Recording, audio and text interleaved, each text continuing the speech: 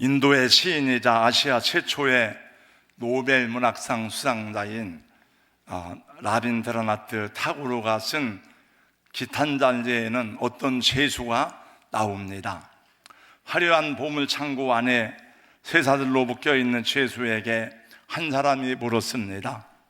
당신은 어떤 사람이길래 여기에 이렇게 갇혀 있습니까? 나는 한때 돈이 많은 부자였습니다. 또 이름만 대면 누구나 알 수 있는 권력자이기도 하였지요. 그런데 정신을 차려보니 감옥이었습니다. 그렇다면 어째서 쇠사슬을 풀지 않고 있습니까? 그것은 이 쇠사슬이 절대로 끊어지지 않는 강력한 쇠사슬이기 때문입니다. 그런 쇠사슬을 누가 당신에게 채웠습니까? 이 쇠사슬은 내가 만들어서 내가 채웠습니다. 자기 스스로 쇠사슬을 메워 자기 자신을 올가매는 일이 많은 세상입니다. 저도 여러분도 스스로 쇠사슬을 만들어서 우리를 얽매이는 죄로 가득한 세상에 살아가고 있는데 그것이 무엇입니까? 돈, 명예, 권력, 쾌락, 이런 여러 가지 세상의 정욕들입니다. 나는 부자가 되고 싶습니다. 나는 누구보다도 높은 자리에 오르고 싶습니다.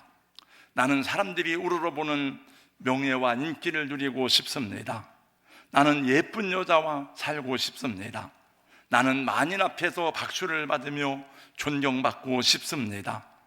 이 모든 욕망으로부터 자유할 사람이 어디 있겠습니까? 예수님의 제자들에게 말씀하였습니다.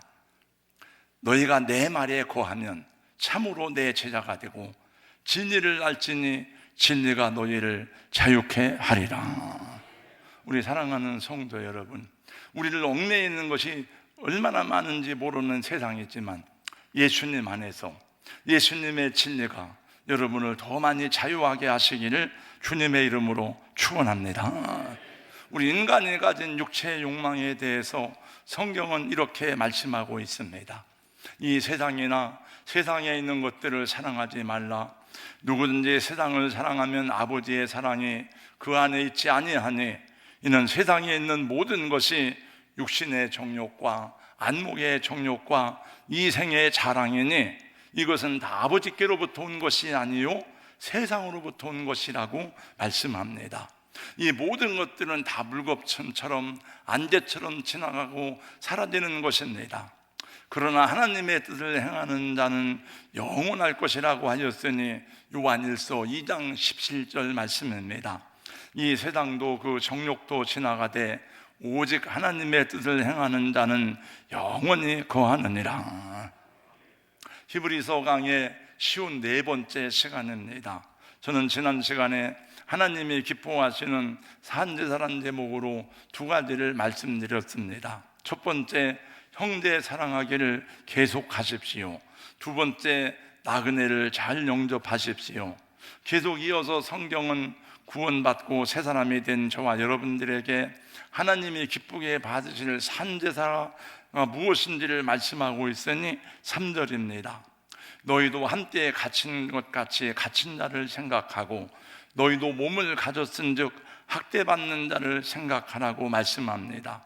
초대교회 당시에는 예수님을 믿는다는 이유 때문에 감옥에 갇히고 원형농장에 끌려가서 맹주들의 밥이 되고 학대받는 일들이 많았습니다. 그런 사람들을 외면하고 그런 사람들을 이제 돌아보지 않으면 안 된다는 것입니다. 그러나 지금은 예수 믿는 이유 때문에 감옥에 가거나 예수 믿는다는 이유 때문에 우리의 재산을 빼앗기는 일이 없습니다. 그러나 여러 가지 일들로 인해서 세상에 감옥에 사람들이 많은 것을 보게 됩니다. 혹시 여러분 주위에 갇힌 사람이 있습니까? 그 사람이 죄를 지어서 감옥에 갔든지 억울하게 감옥에 갔든지 옥중에 갇힌 사람들이 있거든. 그분들을 위해서 기도하고 또 돌아보고 위로해 줄 수 있는 사람들이 되시기를 바랍니다. 우리 기독교 선교 중에도 교도소 선교를 전문으로 하는 단체들이 많은 중에 다만 선교회가 있고, 또 제가 아는 주변의 목사님들 가운데서도 교도소 선교를 전문으로 하는 분들이 있는 것을 알고 있습니다. 감옥에 갔다 온 어느 분이 저에게 그런 말을 하는 것을 들었습니다. 목사님, 죄를 지어서 감옥에 가기는 하지만 사람이 갈 곳은 아닌 것 같습니다. 저는 감옥에 안 가봐서 잘 몰라요. 왜 사람이 가서는 안 될 곳인지 잘 모릅니다만, 혹시 여러분 주변 내, 여러분 형제들 가운데, 지인들 중에 그분이 어떤 이유로든지 감옥에 가 있는 분은 있다면 그분을 위해서 기도하시고 찾아가서 위로하고 격려하는 것도 우리 하나님이 사람들에게 주신 소명이 아닌가 생각하고, 여러분 그런 사람들이 될 수 있기를 주님의 이름으로 권면합니다. 그 다음에 4절입니다. 우리 다 같이 4절 말씀을 한 번 더 읽겠습니다. 4절 다 같이요. 모든 사람은 결혼을 귀히 여기고 침소를 더럽히지 않게 하라. 음행하는 자들과 간음하는 자들을 하나님이 심판하시리라. 육체적인 순결, 가정의 소중함을 지키라는 말씀입니다. 결혼은 하나님이 사람을 창조하신 창조 질서의 금자탑입니다. 결혼은 이 세상에서 가장 경사스러운 일이고, 결혼을 통해서 한 가정이 세워진다는 것은 하나님의 경륜에 속하는 일입니다. 여러분, 가정이 순결하게 보존되어야 행복한 인생이 되고, 가정이 하나 되어서 가족들의 보금자리가 될 때에 하나님의 나라도 아름답게 세워져 가는 것을 기억해야 됩니다. 오늘날 사람들은 자꾸 가정 밖으로 눈을 돌리는 사람들이 많습니다. 가정 밖에서 행복을 찾으려는 사람들이 많습니다. 이 세상의 타락한 문화가 그것을 더욱 부채질하고 있습니다. 남녀관계를 무슨 오락이나 게임 정도로 생각하는 젊은이들이 적지 않은 것 같습니다. 그러나 성경은 분명히 선언하고 우리에게 가르치기를, 정식으로 결혼한 가정 안에서의 관계가 아닌 모든 성적인 관계들은 간음이라고 선언하고 있음을 기억해야 됩니다. 이 세상을 살아가는 동안에 가장 지키기 어려운 것 중에 하나가 성적인 순결입니다. 여러분은 완전하지 않습니다. 저도 온전하지 않습니다. 그래서 도둑같이 찾아오는 유혹을 피하기 위해 자신의 정체성을 분명히 하지 않으면 안 됩니다. 저는 어디를 가든지 저를 모르는 사람이 있지만 대화를 하다 보면 나는 목사라는 신분을 밝히게 됩니다. 왜냐하면 그래야 사람들이 저에 대해서 다른 어떤 생각을 하지 못하기 때문에 그렇습니다. 우리 여기 이 중에서도 장로님이 계시고 권사님, 집사님들이 있지만은 또 여러분들이 아는 모든 사람에게 나는 크리스찬이라고 하는 분명한 정체성을 드러내면 사람들이 여러분을 대하는 자세가 달라질 것입니다. 남자만이 아니라 여자분들도 마찬가지입니다. 여러분, 그렇게 하나님께 충성되고 하나님께 그 믿음을 인정받았던 다윗이었지만은 한순간에 유혹에 넘어가 간음에 빠짐으로 그 인생에 씻을 수 없는 비극을 안겨다 주었음을 우리는 알고 있습니다. 자기 자신만이 아니고 그 자녀들까지도 얼마나 엄청난 불행에 빠지게 하였는지 모릅니다. 사랑하는 성도 여러분, 이 세상의 악함을 본받지 마시고 이 세대의 불의함을 부러워하지 마시기 바랍니다. 우리는 우리 자신들을 그렇게 소중하게 지켜야 될 구원받은 사람이기 때문입니다. 그리고 여러분의 아내를, 여러분의 남편을, 여러분의 부모님을, 여러분의 자녀를 소중히 여기는 그런 하나님의 사람들 되기를 예수님 이름으로 축복합니다. 전도서 9장 9절 말씀, 내 헛된 평생의 모든 날 곧 하나님의 해 아래에서 내게 주신 모든 헛된 날에 내가 사랑하는 아내와 함께 즐겁게 살지어다. 그것이 내가 평생의 해 아래에서 수고하고 얻은 내 몫이니라.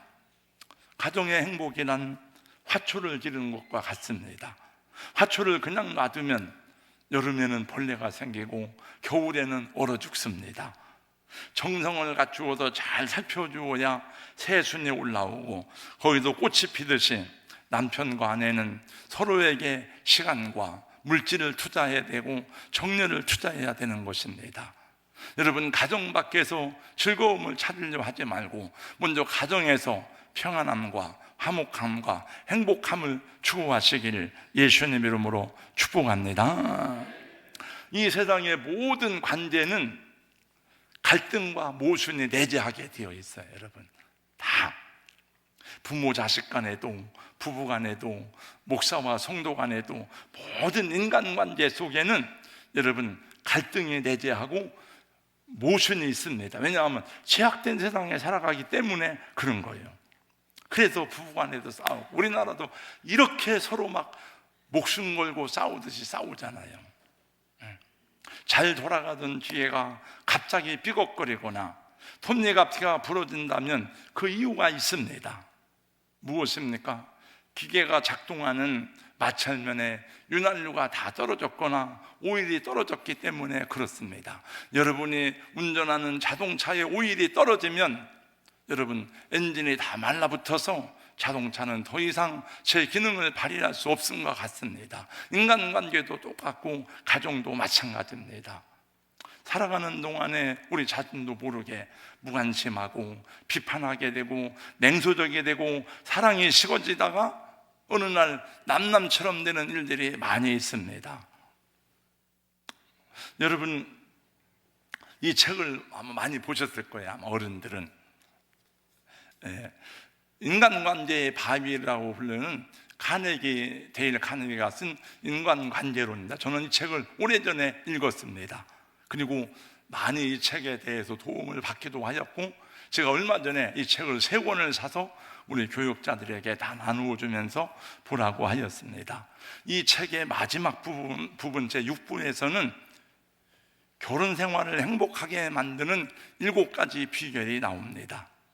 근데 이 세상에서는, 이 책에 나오는 내용이에요, 누구보다도 성공적인 인생을 살아갔던 우리가 존경하는 많은 사람들이 있지만은 결혼 생활이 행복하지 않아서 비극적이고 불행한 삶을 살아간 사람들의 이야기가 나오는데, 톨스토이가 그러했고 에브람 링컨이 그러했고 또 나폴레옹의 얘기를 쓰고 있습니다.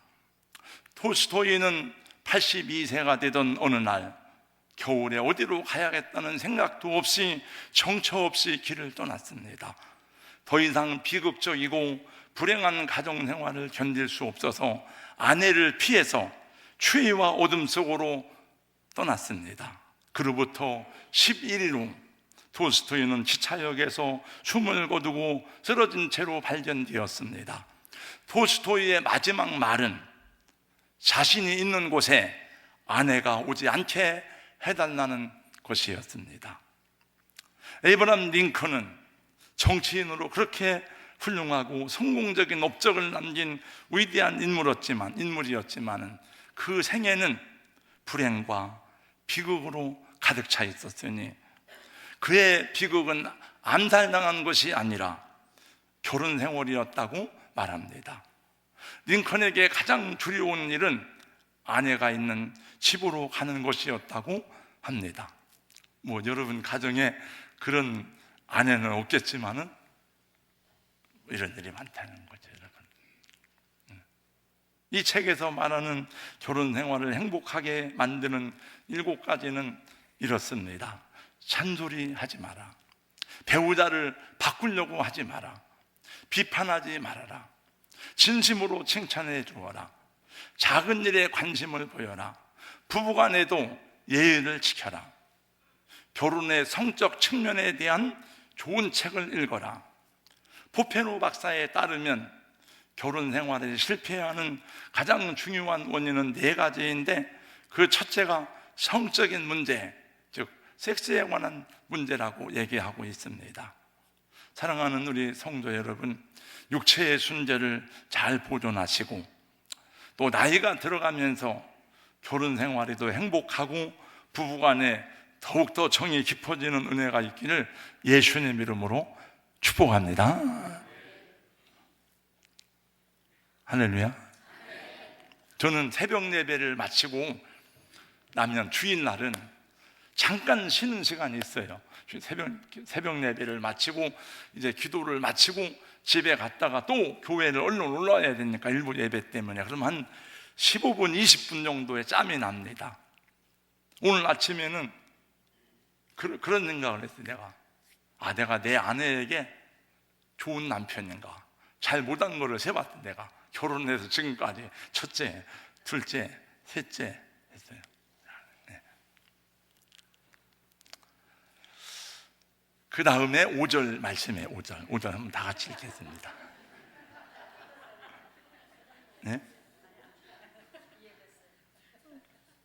제가 안 한 얘기 있나요?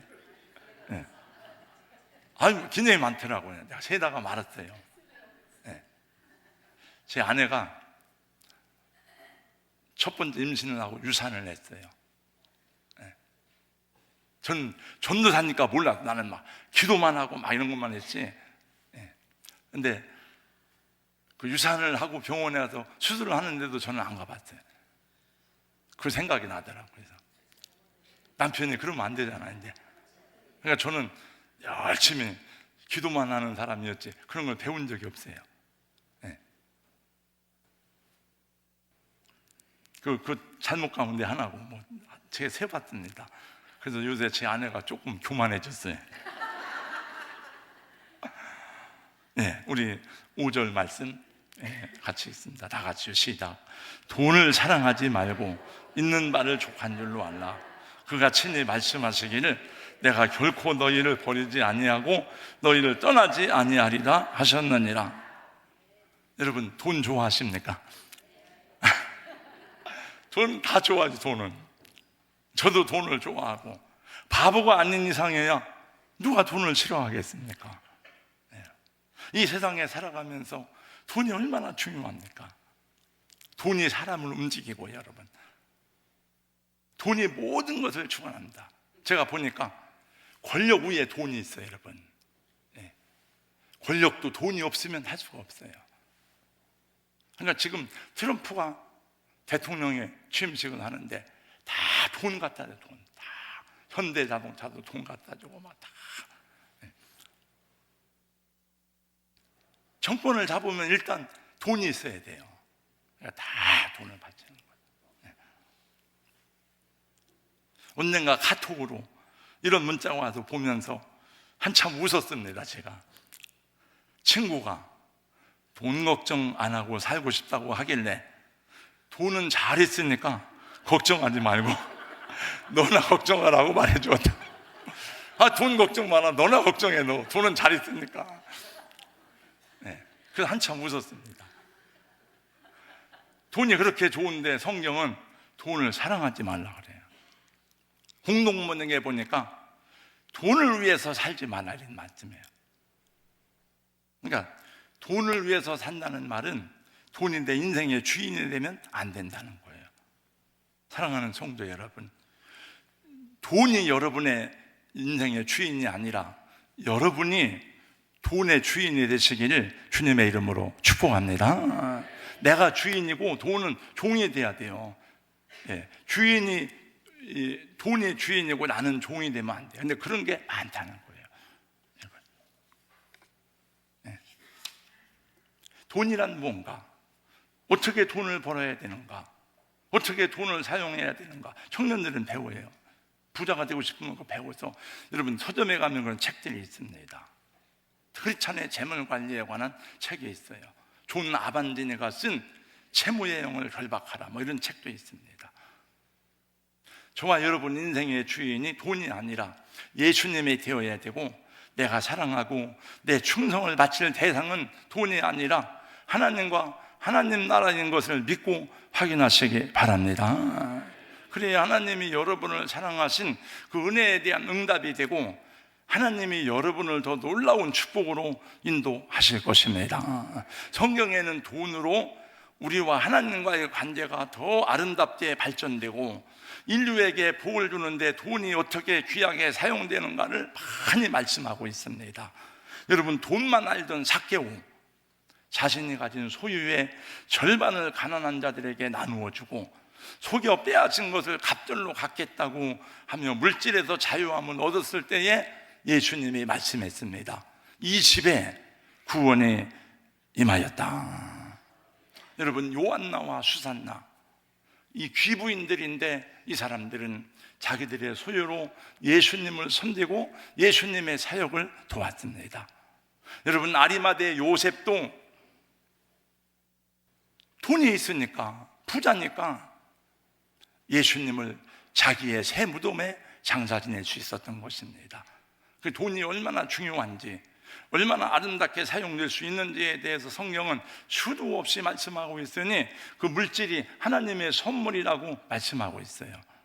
구약의 지혜에서는 시편과 잠언과 전도서에서는 돈이 얼마나 건설적이고 하나님을 기쁘게 하고 사람들에게 선한 영향력을 끼치는지에 대해서 많이 말씀하고 있습니다.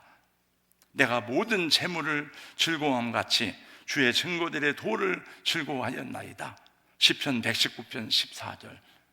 겸손과 여호와를 경외함의 보상은 재물과 영광과 생명이니라. 여러분, 하나님은 아브라함에게 가축과 은과 금이 풍부하게 하셨어요. 아브라함은 보통 부자가 아닙니다. 여러분, 야곱과 이삭도 보통 부자가 아니에요. 요셉에게도 놀라운 부유함과 명예를 주시어서 하나님을 더 많이 위해서 헌신하게 하시고 그 형제들을 섬기게 하였습니다. 전도서 5장 19절 말씀 또한 어떤 사람에게든지 하나님이 재물과 부유를 그에게 주사 능히 누리게 하시며 제 몫을 받아 수고함으로 즐거워하게 하신 것은 하나님의 선물이라. 아브라함은 부유했지만은 돈이 주인이 아니었어요.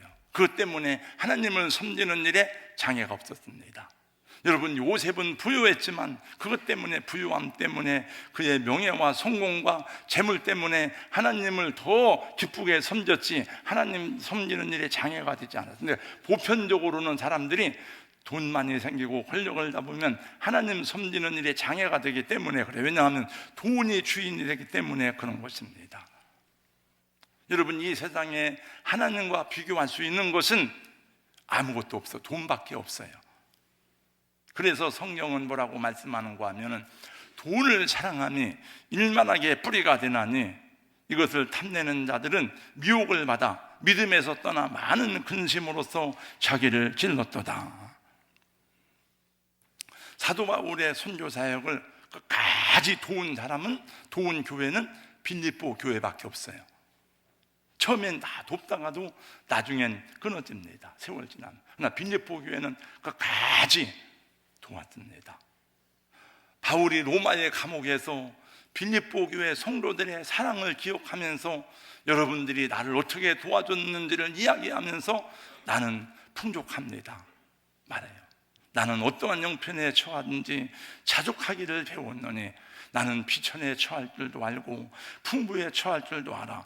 모든 일 곧 배부름과 배고픔과 풍부와 궁핍에도 처할 줄 아는 일체의 비결을 배웠노라.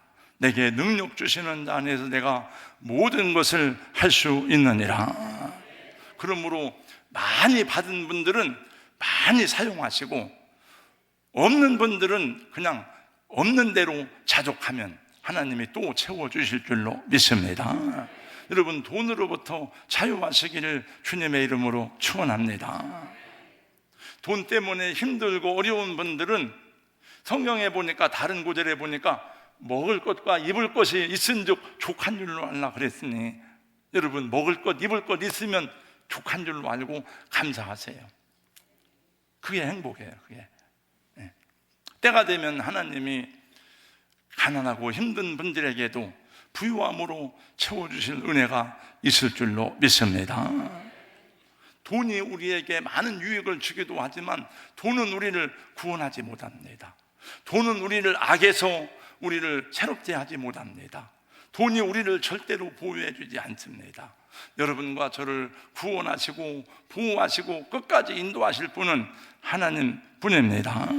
그래서 하나님은 자기 백성들에게 광야 생활을 통해서 만나를 먹이시면서 말씀하셨습니다. 사람이 떡으로만 사는 것이 아니요 하나님의 입으로 나오는 말씀으로 살 것이니라. 그리고 당신의 자녀들에게 물질에 얽매여 있는 삶을 버리고 자유하도록 하기 위해서, 이 모든 소유의 주인이 하나님인 것을 알도록 하기 위해서 내 소유와 내 소득의 10의 1조를 하나님께 드리라 했어요. 그건 하나님 거예요. 그건 내 것이 아니에요. 그러므로 여러분, 그동안 어려워서 11조 하지 못하신 분들, 믿음이 없어서 11조 못하신 분들, 2025년부터는 11조를 온전하게 드릴 수 있는 은혜가 있기를 예수님 이름으로 축원합니다. 매주 드려요. 매주 모아서 하지 말고 그냥 매주. 권장로님 일부 예배 드리고 계신데 어느 날 장로님이 저에게 말했습니다. 목사님, 왜 이번 주는 11조를 안 했어요? 이번 주에는 소득이 없어서 못했지요.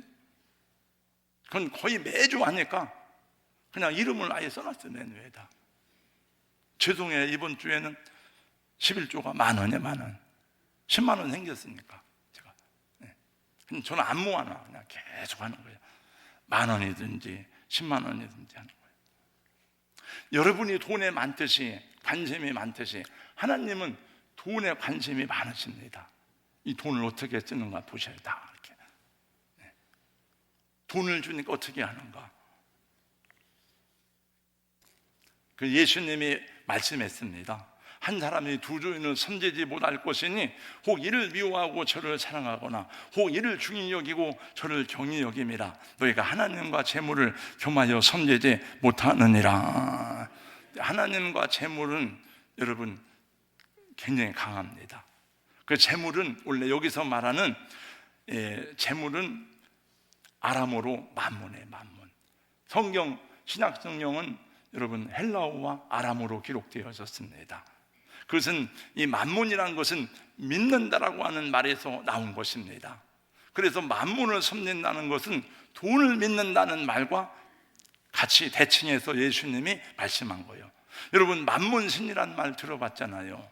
하나님과 대적할 수 있는 가장 강력한 신은 만문, 돈밖에 없어요. 그래서 이스라엘이 망한 거예요. 여러분, 유다와 이스라엘이 섬긴 신이 무엇입니까? 바알신이에요. 대표적으로 바알신은 여러분 물질의 신입니다. 상업주의의 신입니다.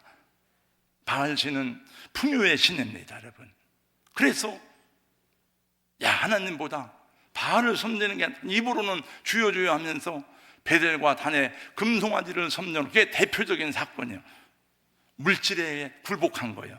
그래서 이스라엘이 멸망했습니다. 이제 말씀을 마치겠습니다.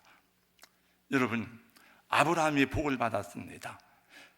이삭이 복을 받았어요. 여기서 말하는 복은 물질의 복이에요. 야곱도 복을 받았어요. 야곱은 우리가 알기로 야곱은 인격적으로 욕심쟁이, 거짓말쟁이, 사기꾼 같은 사람인데 어떻게 복을 받는가? 여러분, 야곱이 그런 사람이었지만은 더 강한 사람을 만나는데 라반을 만납니다. 외삼촌 라반은 얼마나 비열하고 얼마나 머리가 잘 굴리고 얼마나 야비한 사람인지 모릅니다. 돈에 대해서, 성공에 대해서, 재물에 대해서 야곱이 이길 수 없어요. 라반을. 그래서 누구에게도 지지 않는 야곱이었지만은 외삼촌 라반에게는 1라운드 KO 패를 당했습니다. 창세기 29장. 제가 책에서 본 내용이에요. 이게 대학원에서 공부하는 내용인데, 돈에 대해서 공부하는 내용인데 그 야곱의 얘기가 나오더라고요. 야곱과 라반의 2라운드, 창세기 30장 막상막합니다. 야곱과 라반의 3라운드, 야곱의 승리입니다. 여러분, 야곱이 20년 만에 객지에 가서 거부가 되어서 부자가 됐는데 속여서 빼앗은 것이 아닙니다. 여러분, 요행으로 얻은 부유가 아닙니다. 성경 야곱이 낮에는 더위를 무릅쓰고 밤에는 추위를 무릅쓰고 열심히 일하여 재물을 얻었습니다. 그리고 야곱은 두 아내를 얻기 위해서 14년 동안이나 무료로 라반의 집을 섬겼어요. 야곱 때문에 라반의 집이 부자가 되었습니다. 여러분, 그래서 라반이 말해요. 이놈이 온 다음부터 양떼가 늘어나고 가축대가 늘어나는 거예요. 그러나 이 라반은 계속 야곱을 이용해요. 그러다가 14년이 지난 다음에 야곱이 말합니다. 저도 월급을 주세요. 품삯을 정해주세요. 하루에 10만 원을 준 5만 원 품삯을 정해야 될 거 아닙니까? 그래서 그럼 어떻게 해주라고 했더니 그러면 아롱된 양, 검은 양은 저한테 주세요. 라반이 보니까 야곱이 머리가 안 들어가는 사람인 줄 알았어요. 근데 야곱이 양떼가 막 늘어나는 거예요. 계속 하나님이 주신 축복이에요. 그래서 야곱이 부유하게 됐을 때에 야곱 그 외사촌 형제들이 시기해요. 야, 저놈 봐라. 다 시기하고. 그러니까 야곱이 하나님의 부름을 따라서 돌아가려고 그래. 고향으로 돌아갈 때에 그 외삼촌과 외사촌 형제들을 두려워해서 몰래 도망갑니다. 3일 후에 라반이 그 소식을 듣고 형제들과 군대를 조직해서 쫓아가요. 절체절명의 위기에 끌려 있을 때에 하나님이 개입을 하시죠. 그때 야곱이 다 얘기합니다. 외삼촌 라반에게 내가 잘못한 게 뭐가 있습니까? 내가 외삼촌 양을 칠 때에 양을 한 마리 도둑 맞으면 내가 다 변상했습니다. 밤에 도둑들이 와서 양을 훔쳐간 것이 있으면 내가 다 외삼촌에 변상하라 해서 변상했고 무료로 많이 일했습니다. 내가 외삼촌이 품삯을 10번도 더 넘게 변경했지만은 하나님이 나를 이렇게 복을 주셔서 복을 받았습니다. 내가 잘못한 것이 무엇입니까? 야곱이 라반에게 하는 마지막 말을 들어보겠습니다. 창세기 31장 41절 제가 읽겠습니다. 내가 외삼촌의 집에 있는 20년 동안 외삼촌의 두 딸을 위해서 14년, 외삼촌의 양떼를 위해서 6년을 외삼촌에게 봉사하였거니와 외삼촌께서 내 품삯을 10번이나 바꾸셨습니다. 42절 다 같이 읽겠습니다. 다 같이요. 시작. 우리 아버지의 하나님, 아브라함의 하나님, 곧 이삭이 경외하는 이가 나와 함께 계시지 아니하셨더라면 외삼촌께서 나를 빈손으로 돌려보내셨으리다마는 하나님이 내 고난과 내 손의 수고를 보시고 어젯밤에 외삼촌을 책망하셨나이다. 하나님이 꿈에 나타나서 라반을 책망했어요. 야곱에게 손대지 말아라. 야곱의 부유함은 정당한 것이었습니다. 하나님이 그렇게 축복해서 얻은 것입니다. 열심히 일해서 얻은 소득이었습니다. 그래서 야곱이 당당하게 말한 거예요. 여러분, 세상이 혹시 여러분을 부당하게 취급하고 여러분을 이용해 먹고 속일지라도 우리는 하나님의 사람이니 내가 정당하게 일한 것에 대해서 정당한 대가를 받고 떳떳하게 응답해야 되는 줄로 믿습니다. 라반이 야곱에 대해서 할 말이 없어요. 이 세상도 우리에게 흠을 찾지 못하도록 부지런하고 성실하고 정직하게 살아야 할 것입니다. 그래서 성경은 우리에게 오늘 도전하고 말씀합니다. 그가 친히 말씀하시기를 내가 결코 너희를 버리지 아니하고 너희를 떠나지 아니하리라 하셨느니라. 그러므로 우리가 담대히 말하노니 주는 나를 돕는 이시니 내가 무서워 아니하겠노라. 사람이 내게 어찌 하리요. 아멘 하셔야죠. 네. 여러분, 주는 나를 돕는 자신이 사람이 내게 어찌 하리요. 이 믿음을 가지면 여러분 그 역사가 일어나게 되는 줄로 믿습니다. 하나님의 사람된 사랑하는 성도 여러분, 하나님이 허락하시면 아브라함처럼 요셉처럼 부요함으로 하나님을 섬기시고 여러분은 청직인 것을 기억하시기 바랍니다.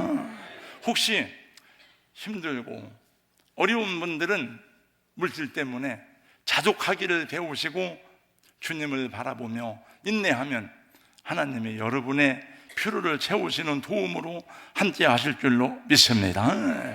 열심히 일해서 돈 많이 버세요, 여러분. 부자가 되세요. 돈은 아무 의지가 없습니다. 쓰는 사람의 의지에 따라서 타락의 불씨가 되기도 하고 축복의 열매가 되기도 하는 거예요. 돈을 사랑함으로 돈의 노예가 되지 말고 돈의 주인이 되어서 하나님을 위해서 마음껏 사용하는 선한 청지기가 되시기를 예수님의 이름으로 축원합니다. 거룩하신 우리 하나님, 오늘 말씀 3가지 나누었습니다. 너희도 몸을 가진 사람인즉 갇힌 자를 돌아보고 학대받는 자를 돌아보라고 말씀하였습니다. 또 친소를 더럽히지 말고 우리가 가정의 순결을 지킬 것을 말씀하였으니 하나님, 내게 주신 가족들을 세상에서 누구보다도 소중히 여기고 경건하고 순결한 가정으로 보존될 수 있도록 복을 내리워 주시옵소서. 돈을 사랑하지 말라고 말씀했사오니 하나님, 우리가 돈의 노예가 되지 않게 하시고 하나님이 부유함을 허락하시면 하나님의 영광을 위해서 마음껏 사용할 수 있도록 도우시되 우리의 자녀들과 우리의 후손들에게도 아버지의 재물 얻을 능력을 주시어서 하나님 나라를 위해서 쓰임받다가 영생의 축복을 누리는 우리 가정들이 되게 하여 주시옵소서. 예수님 이름으로 기도하옵나이다. 아멘.